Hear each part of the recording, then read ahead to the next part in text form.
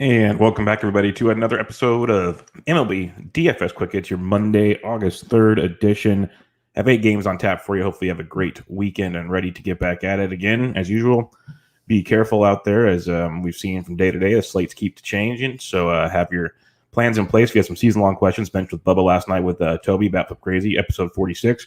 We went over some strategy as best you can in this scenario, closer situation, and much, much more. You can check out Bench with Bubba and the MLB DFS Quick Hits on the MLB RotoBaller Radio Network. So go check all that out. And on the RotoBaller YouTube channel, you can also get the feed on Periscope. I'm on Twitter at BDNTrick with any questions you have. Hit us up there, Fantasy Sports Degens, all the good stuff. But let's get into this 8-game slate and get you in and out as quick as possible. We have 6 of the 8 totals right now. We're still waiting on totals for Pittsburgh, Minnesota, as Lewis Thorpe looks like he'll be making his debut or return to the rotation for a start there. And then Royals, Cubs waiting on that one because the wind is it's a weather game in Wrigley, wind blowing in hard, 16 miles an hour from left field on that one. And then White Sox, Brewers waiting on a total there as well. The ones we do have, Phillies at Yankees, total of 9, Mets, Braves, 7.5, Giants, Rockies, 13, Dodgers, Padres, 8, and A's, Mariners, 8.5. So you got that to look forward to on this 8-game slate we have here. And the pitching is not too bad. Not too bad. We got some fun ones here. We'll get right at it. You have 3 guys over 10K. You got DeGrom at 11.6, Cole at 11,000, Buehler at 10.3. If I'm going up top here, I'm going Garrett Cole. I said it time and time again. It seems like Cole and DeGrom are on every slate together. I've gone Cole's route every time because usually he's cheaper and just that upside's bigger at home against a Phillies team. And you don't want to use the situation against players, but a Phillies team that's had to sit at home in a hotel room for a week. Finally got to start practicing Saturday and Sunday. They're traveling to the Bronx. Give me Garrett Cole at 11,000. I think there's tons of upside there, big strikeout upside. So a guy you can definitely target in that matchup against a Phillies team that's been sitting for a week and is likely going to be a little rusty at the plate. DeGrom's fine at Atlanta. If you want to go there at 11.6, definitely can come into play. The thing with DeGrom, just make sure he's loose and stretched out. He went 88 pitches his last time out after 72 the previous start. So he should be able to rock it. Only played Atlanta in his debut. 5 innings, 8 Ks for 26 points. So DeGrom's okay at 11.6. No doubt about that. But give me Cole at 11,000 in that matchup. And Buehler, I'm just not confident he's stretched out enough yet. He's 10.3 in a really good spot. He only went 3 2/3 for 56 pitches his last time. So that price point's not quite there. So give me Cole at 11,000 if you're paying up. Now we go to save some cash. We'll drop down to Alec Mills at 8,000 at home against Kansas City. That wind blowing in is an even bigger plus in this matchup, but facing a Kansas City offense that ain't great, folks. Mills went 6 innings, 2 earned, 3 Ks for 17 points in Cincinnati in Great American Small Park. Again, now he goes home in a very, very pitcher-friendly environment with that wind blowing in at Wrigley. You have a Royals team where last year the lefties hit 362, righties 245 versus Mills. The Royals hit 313 versus right-handed pitching last year, struck out almost 23% of the time versus right-handed pitching. No Dozier still in that lineup. Whit Merrifield's on fire, but other than that, you got Soler and some others that are hit and miss. But a good lineup to attack with pitching with Alec Mills. So give me Mills at 8,000, nice price point in that one.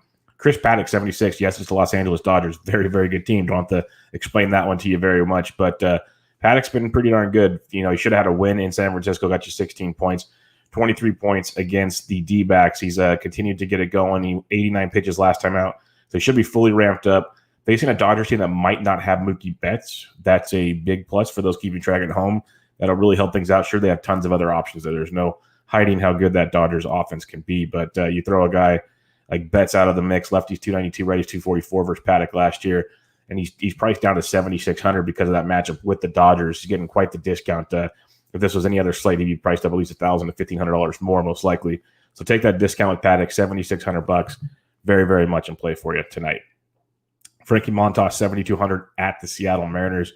Good look here from Frankie. He hasn't been as dominant this year, but he's been, 81 pitches, 77 pitches. So he hasn't been stretched out a ton. I don't know what they're doing in that scenario because he went 5 innings, 2 earned, 4 innings, 1 earned.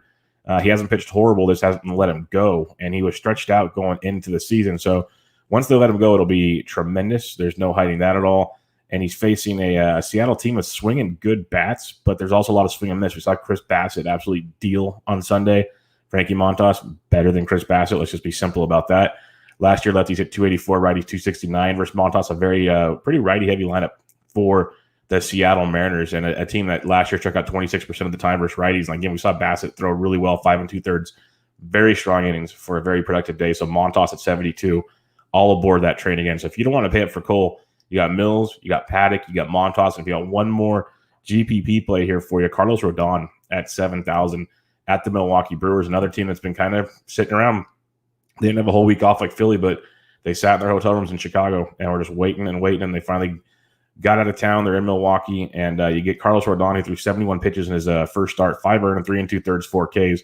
That's not great, but the velocity was great. The pitch mix was really good. Just a couple banana pills found him along the way. So keep Rodon in mind at 7K in your GPPs versus Milwaukee, a team that's been slowing down quite a bit. And I got no low Kane for the rest of the year. Ryan Braun's to the IL, so 2 right-handed bats that do very, very well versus lefties.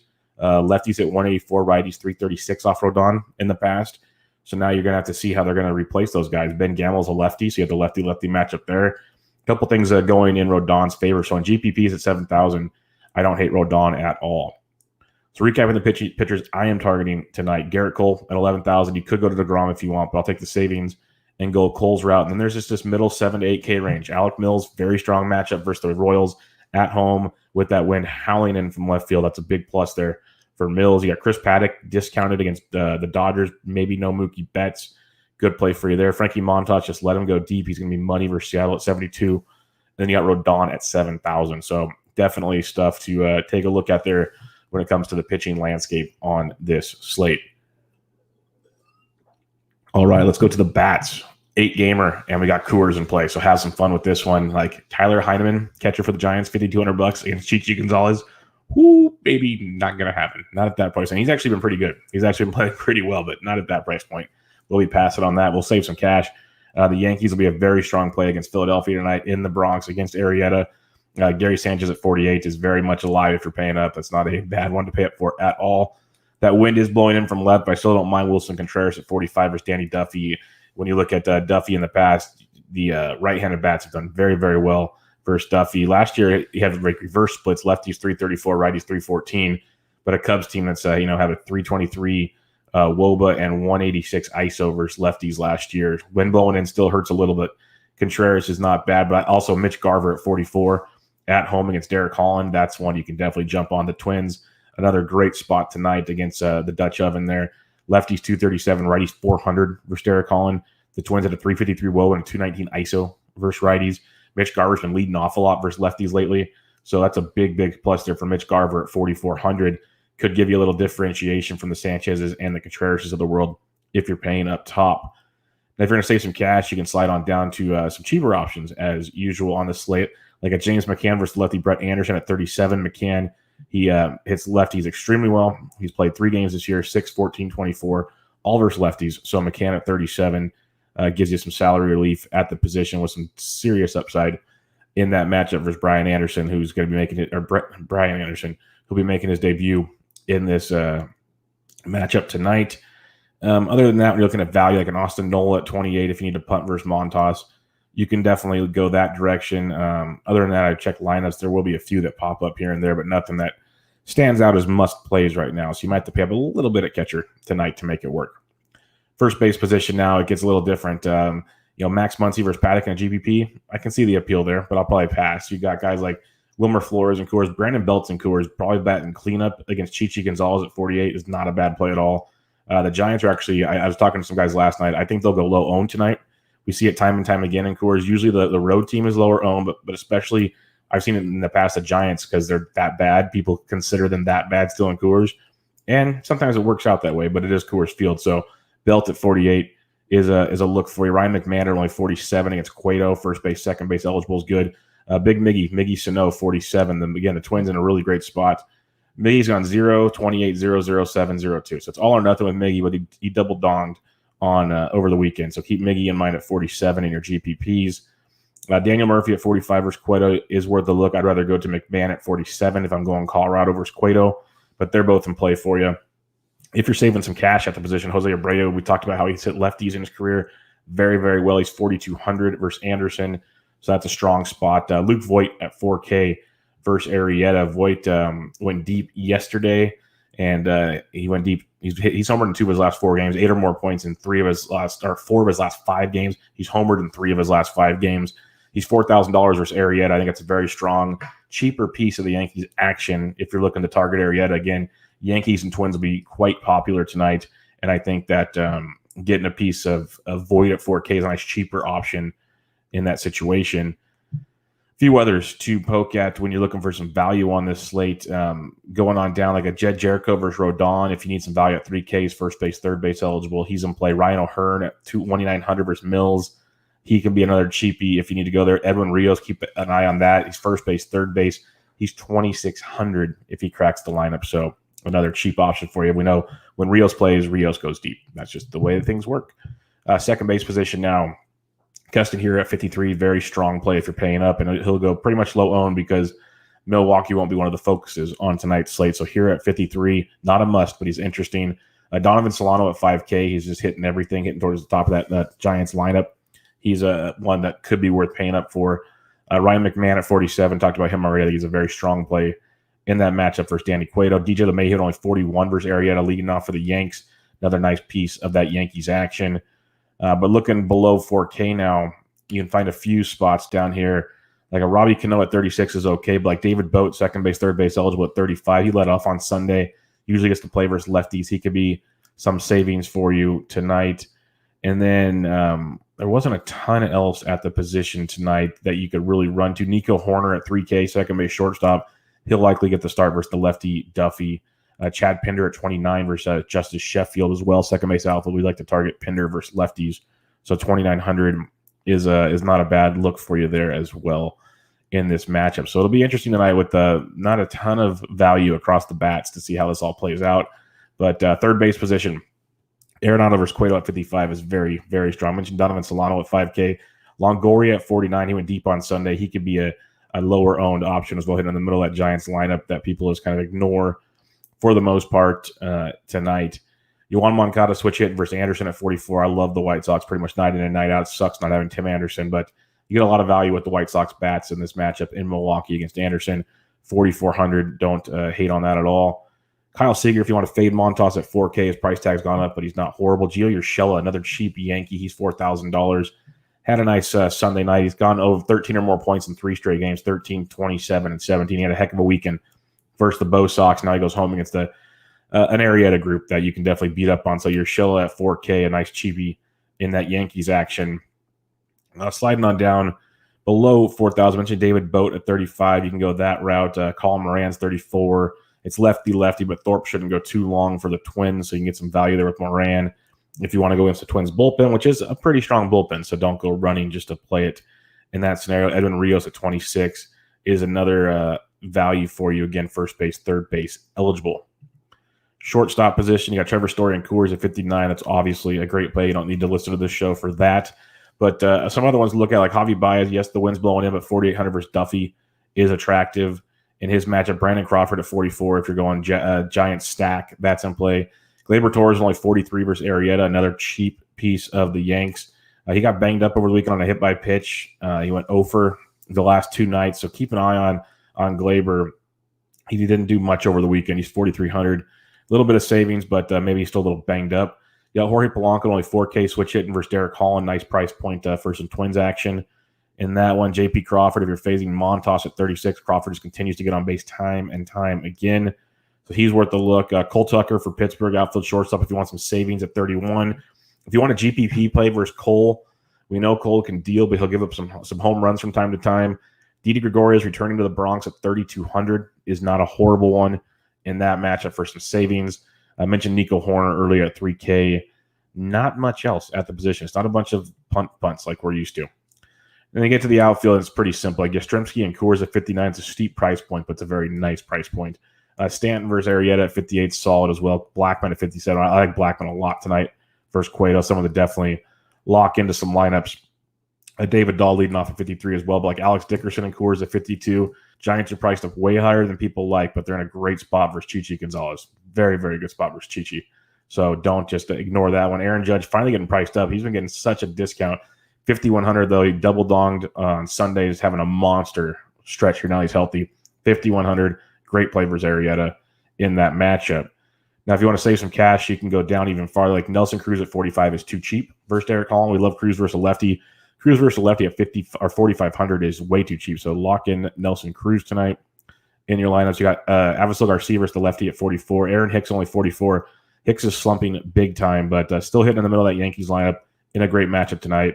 Get off the schneid, Mr. Hicks. A few others. Trent Grisham. I love Bueller, but he's not going to go deep, and you're going to get that Dodgers bullpen that's been not as great as anticipated. So Grisham at 42 could give you some nice savings on tonight's action. A few others to poke at. Andrew McCutchen's back. He's 41 if you want to fade him against Cole. It's very risky, though. Eloy Jimenez at 4K versus Anderson is a very strong play for us. But Lubob's 39, had a big weekend. He is $3,900 versus Anderson, leading off most likely. That is a very, very strong play at 39 hundo. A few others. If Matt Kemp cracks the lineup, he homered twice over the weekend. He's 38. Usually just plays versus lefties, but he played on Sunday versus a righty and batted 7th. Still went deep. He's 38 if you want some Coors savings in that matchup.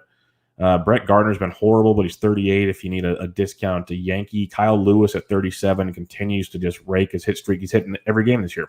He went deep again on Sunday. So 37 for Kyle Lewis is someone to keep an eye on. Stephen Piscotty at 36 mashes lefties. Hit him really well last season. He's 3,600 versus Justice Sheffield. Someone to keep in mind there. And other than that, just kind of check lineups as they come out. Get some discounts like Franchi Cordero's 32. He hasn't been great, but he's a discount. Jay Bruce at 32. If you want a cheapy GPP play versus Cole, he can be an option for you. Tim Lopes at 31. Robbie Grossman at 31 is another one versus Sheffield you can get a discount with. Byron Buxton's been bad, but he's 3K versus Holland. If you're looking for some savings, I mentioned Chad Pinder at 29. Adam Ingles, 28 versus Anderson. He can give you some savings as well. So a little bit of savings in the outfield position. And one I forgot to mention at second base, I believe he was 3K when I was looking earlier last night. Where did you go, buddy, oh pal? Oh, he's 2,800. If you want some savings at second base, like in cash games, just lock him in. If you want him in GPPs, go for it too. Nick Madrigal, $2,800.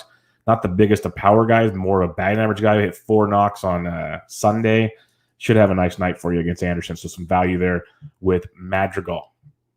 All right, recapping your pitching on this 8-gamer. Garrett Cole up top at 11,000 is where I'm going. DeGrom's okay at 11,600, but give me Cole at 11,000. But I'm going to be living in that 7 to 8K range. You got Mills, good matchup versus Kansas City. Wind blowing in from left, lots to like there at 8,000. Paddock at 76, very strong as well versus the Dodgers. Montas at 72, if they just let him go deep, you're golden there. And then Carlos Rodon at 7,000 versus Milwaukee in a nice GPP type play. But my main targets, Mills, Paddock, Montas. Either pairing them together or pairing them up with Garrett Cole would be where I'm going on this one. All right, quick addition. I mentioned 8 games. Main targets here, if you're looking to stack it up, very simple stacking situations for me when I'm looking at it. I love the Yankees versus Philadelphia. I think that's a great pivot off of Coors. I think it's going to be a very popular play still, so keep that in mind. White Sox versus Brett Anderson and the Brew Crew. I'm all over that with the White Sox. Just keep playing them time and time again.